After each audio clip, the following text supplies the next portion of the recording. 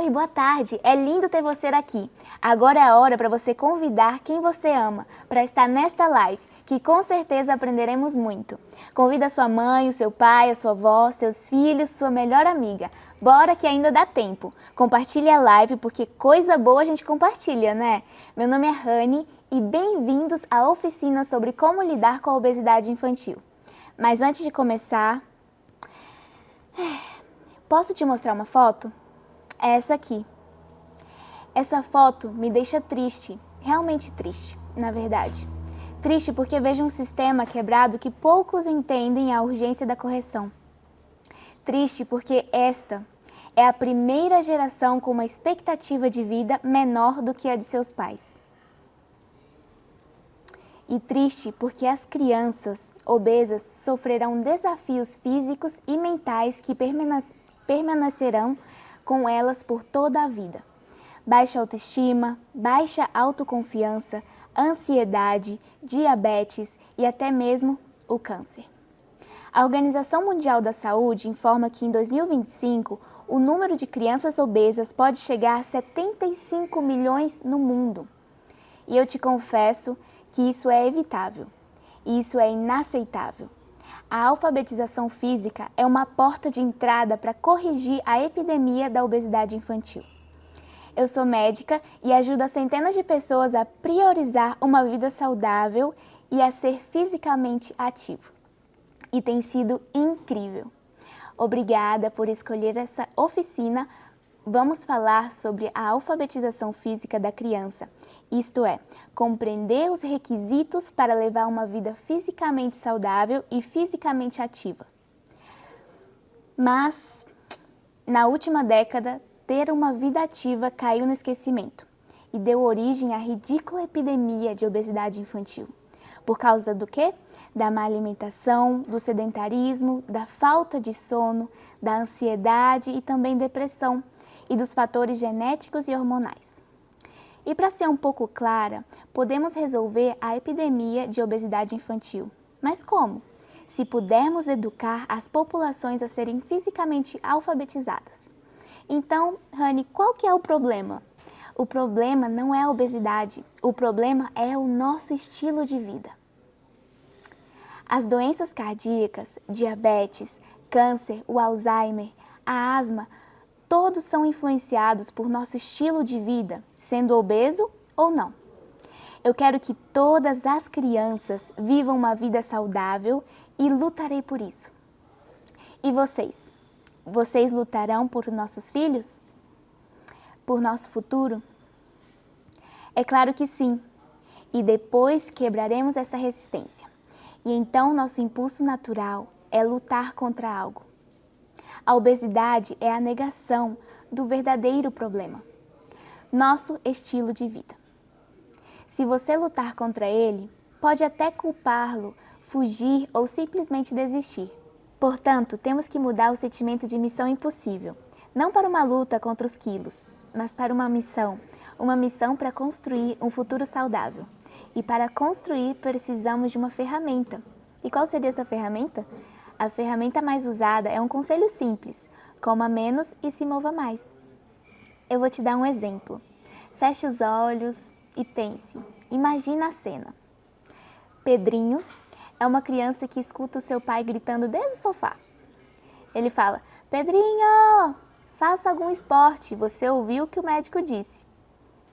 E a mãe o leva para o treino de futebol, de carro, e o treinador olha para ele e o coloca no gol. Após 1 hora no gol, ele volta para casa e no caminho ele entra numa loja para comprar uma garrafa de água.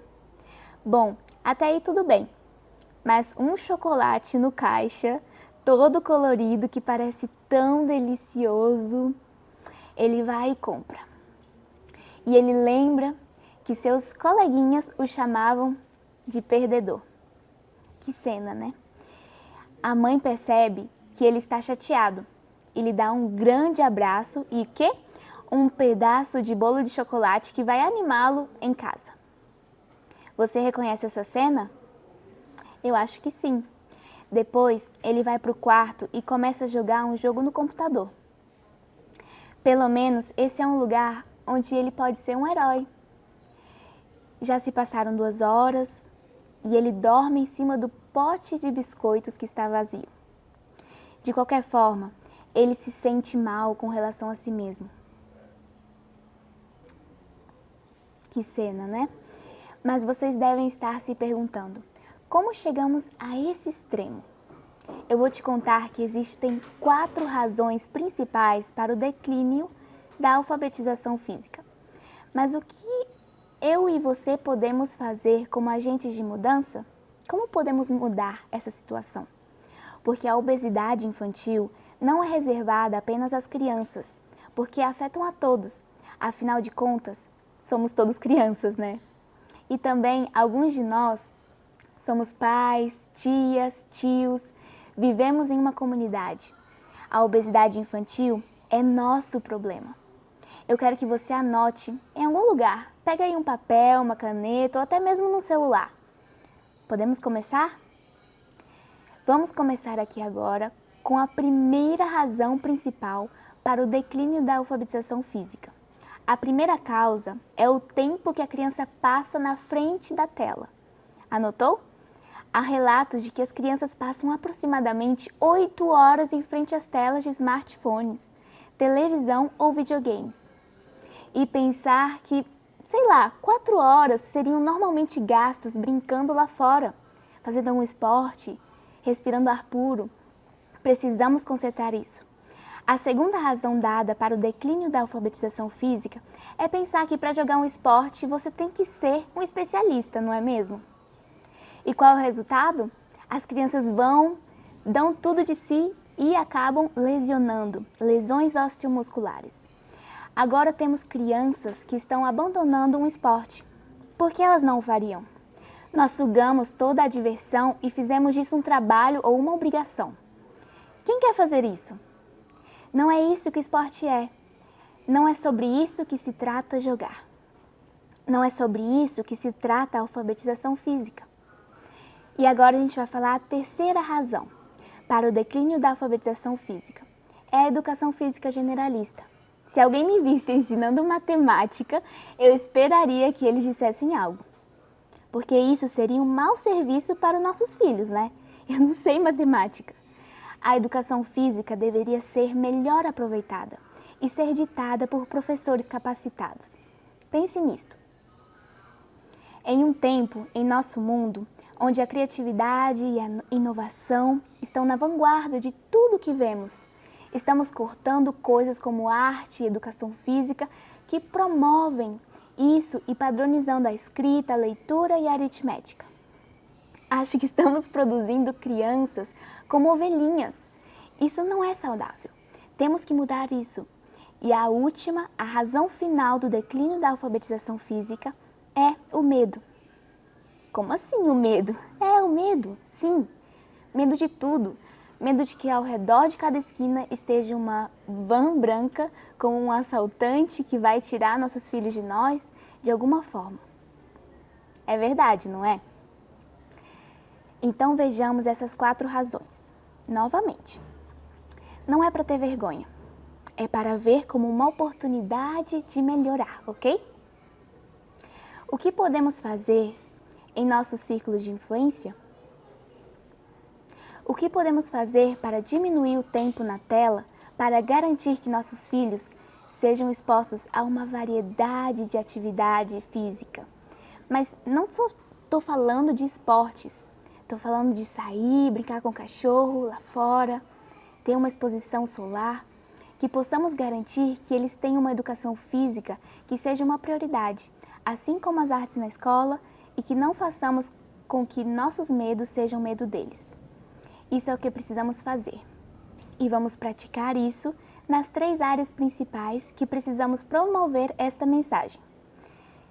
As 3 são na casa, na escola e na sociedade. E vamos começar em casa, porque é lá que começa o quê? A alfabetização. Eu vou dar um exemplo. Às vezes as crianças escolhem comer lá em casa sucrilhos e suco de caixinha, porque o sabor é ótimo, não é? É super fácil, é rápido. Mas como assim? Vamos, por favor, parar com esta loucura. A recomendação diária de açúcar é de 6 colheres de chá por dia. Escreve aí. Tá aí anotando, né? 6 colheres de chá por dia.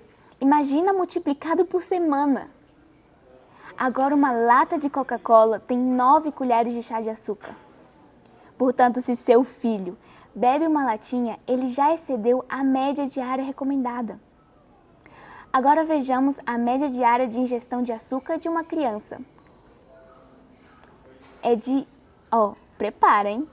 São 22 colheres de chá por dia. Nossa, aqui está o que você tem recomendado. É uma média real. Por isso, sempre recomendamos para os meus pacientes olhar os rótulos dos alimentos e procurar a parte onde diz açúcares. Você vai se surpreender, eu tenho certeza. Eu posso te contar uma curiosidade? Se prepara. É sobre fisiologia. Vamos tentar entender a fisiologia do nosso corpo. Sabia que o nível de açúcar no sangue, quando estamos em jejum, deveria ser inferior a 99 mg por decilitro? E a glicemia de jejum alterada, ou a pré-diabetes, é entre 100 e 125 mg. E para ter o diagnóstico de diabetes, sabe quanto que a gente tem que ter de açúcar? O resultado deve ser igual ou superior a 126 mg. Mas por que você está me falando isso, Rani? Então, o sangue fica doce, assim como a urina, daí que vem o nome mellitus. Lembra? Diabetes mellitus, que significa doce como mel. 99 mg por decilitro é o máximo que o nosso corpo suporta de glicose, que é o açúcar no sangue. E muita gente se pergunta, eu acho que você também deve estar se perguntando, quanto de açúcar eu precisaria consumir para poder elevar o açúcar do meu sangue a 99 mg, que é o limite? Vamos pensando, presta atenção e vai anotando tudo isso. Nós temos, em média, 5 litros de sangue fluindo aqui por nossas veias e artérias.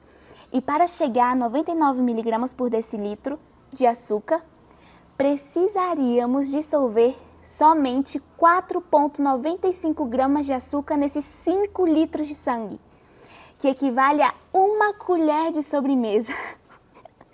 Uau, é verdade. 1 colherzinha de sobremesa é o suficiente para elevar a glicose. Eu vou repetir, para quem piscou e não pegou a ideia.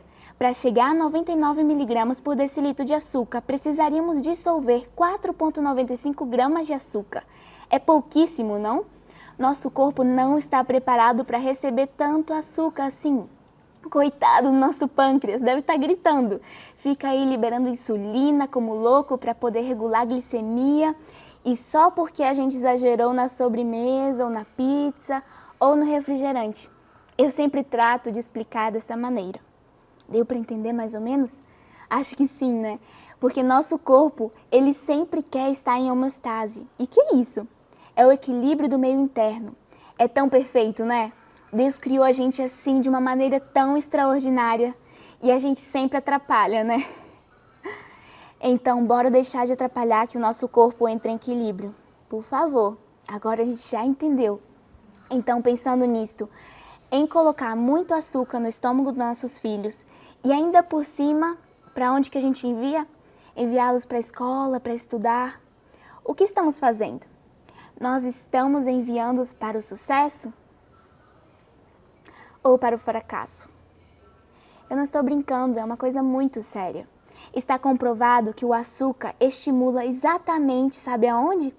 A mesma parte do cérebro que a cocaína. E depois temos a audácia de reclamar e discutir com o professor como se fosse, ei, faça algo com isso. Ele é um ótimo menino, ele é ótimo em casa. O problema é que nós não queremos ver nossos filhos falharem nunca. É bem intencionado. Dá para entender, e eu não tenho dúvida. Mas nós, que somos responsáveis pela alimentação deles, simplesmente não podemos seguir o caminho que estamos trilhando. É difícil escutar às vezes, né? Mas não podemos curar a epidemia de obesidade infantil continuando a fazer o que sempre fizemos e esperamos resultados diferentes. Isso não vai funcionar. Eu vou te mostrar agora uma imagem de um prato real, ideal. Ok? Agora vocês estão vendo aí na tela que eu compartilhei lá para a galera do meu Insta.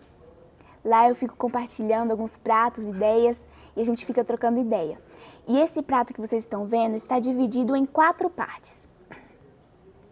Normalmente, vemos pratos de crianças menores que possuem essa divisão, que vocês estão vendo.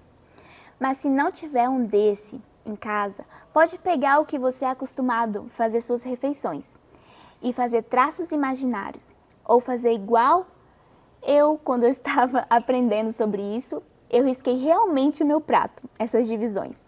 Mas depois me acostumei a visualizar os traços quando eu servi o meu prato. É questão de acostumar. E nessa imagem, vemos um prato 100% de origem vegetal. Sim, a primeira parte, sim, ali na esquerda, lá em cima, que representa 1/4 do prato, é a proporção de proteínas por refeição. Vemos vários tipos de feijões, leguminosas, como lentilha, ervilha, soja e tofu. Mas, Rani, o que poderia entrar aí para uma pessoa que costuma consumir proteína animal?